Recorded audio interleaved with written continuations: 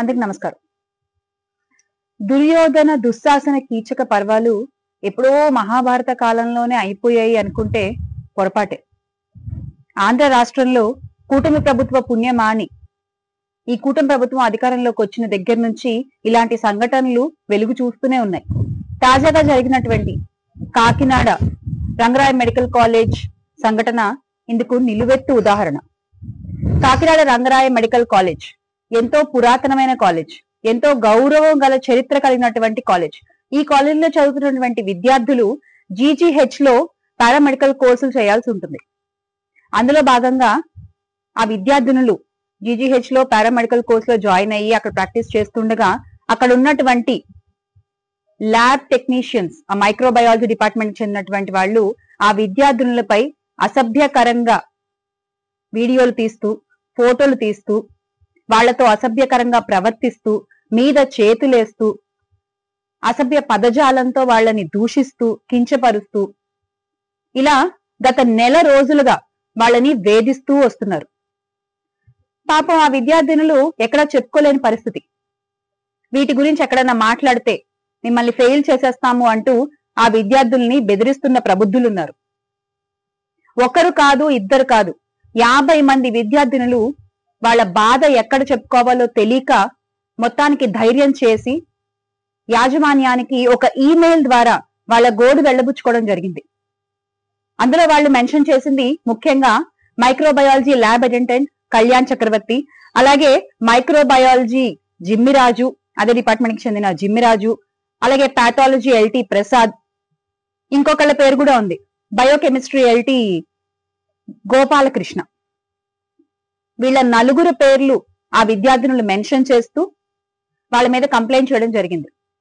ఆ కంప్లైంట్ లో ఆ విద్యార్థులు ఇలా పేర్కొన్నారు: మేము మా పని చేసుకుంటూ ఉంటే మమ్మల్ని అసభ్యకరంగా ఫోటోలు తీసి, వీడియోలు తీసి అవి మళ్ళీ మాకే పంపించి వాటిని అడ్డం పెట్టుకుని మమ్మల్ని బెదిరిస్తూ మాపై వేధింపులకు పాల్పడుతున్నారు అన్నారు. అంటే ఇలాంటిది ఏదో జరిగిన తర్వాత వాళ్ళ మీద యాక్షన్ తీసుకోవడం, జరిగిన తర్వాత నిద్ర మేల్కొని అప్పటికప్పుడు హడావిడి చేయడం, జరిగిన తర్వాత ఈ ఆడపిల్లలు మానసిక క్షోభ అంతా అనుభవించిన తర్వాత ఇప్పుడు వాళ్ళని సస్పెండ్ చేయడం, ఇది కాదు కదా సమస్య. మీరేం చెప్పారు? ఆడపిల్లలపై ఎవరైనా చెయ్యి వేస్తే తొక్కి పట్టి నార తీస్తాం అన్నారు. తొక్కలేదు, నారాలేదు. ఈ రోజున మహిళల భద్రత మాకు అత్యంత ముఖ్యమైన విషయం అన్నారు మన కూటమి పెద్దలు. మరి ఈ రోజున ఏం చేస్తున్నారు ఆ మహిళల భద్రతకు సంబంధించి? మహిళల భద్రత దిశగా మీ అడుగులు ఎటుపడుతున్నాయి? ఏం చట్టాలు తీసుకొచ్చారు? ఏం చేశారు? ఈ సంవత్సరం పైన కాలంగా మహిళలపై జరిగిన అత్యాచారాలకి మీరు చూపించిన పరిష్కారం ఏంటి? జరగకుండా తీసుకున్న జాగ్రత్తలు ఏంటి? ఇలాంటివి ఏమన్నా ఉంటే దయచేసి ముందుకొచ్చి చెప్పాలి కూటమి పెద్దలందరూ కూడా. ఆడపిల్లలకు అన్యాయం జరిగితే తలలు తీసేసే చట్టాలు తెస్తామన్న గౌరవ ఉప ముఖ్యమంత్రి గారు PPP గారు మరి ఈ రోజున అమ్మ పెద్దమ్మ అంటూ మాట్లాడుతున్నారు భాషల గురించి. అసలైన తల్లులు, ఆడపిల్లలు రాష్ట్రంలో ఏడుస్తున్నారు. వాళ్ళ భాషలు మీకు వినిపించట్లేదా? అంటే ఈ రోజున ఇంత గొప్ప చరిత్ర కలిగిన కాలేజీలో చదివేటువంటి స్టూడెంట్స్ కే ఈ రోజున ఈ పరిస్థితి వచ్చింది. ఇలాంటి పరిస్థితులు ఎన్ని కాలేజీల్లో ఎంతమంది విద్యార్థులను ఎదుర్కొంటున్నారు? మొన్నటికి మొన్న రాజమండ్రిలో మనం చూసాం అంజలి విషయం.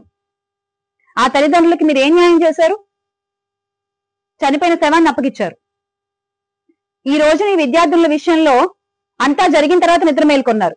అంటే కళ్ళుండి ధృతరాష్ట్ర పాలన చేస్తున్నటువంటి కూటమి పెద్దలు దయచేసి మీ కళ్ళు తెరిచి ఆడవాళ్ల సంరక్షణకై, రాష్ట్రంలో ఉండేటువంటి మహిళలు, చదువుకునే విద్యార్థినుల రక్షణ కోసం మీరు ఏం చేస్తారో బయటకు వచ్చి చెప్పాలని చెప్పి పార్టీ తరఫు నుంచి మేము డిమాండ్ చేస్తున్నాము.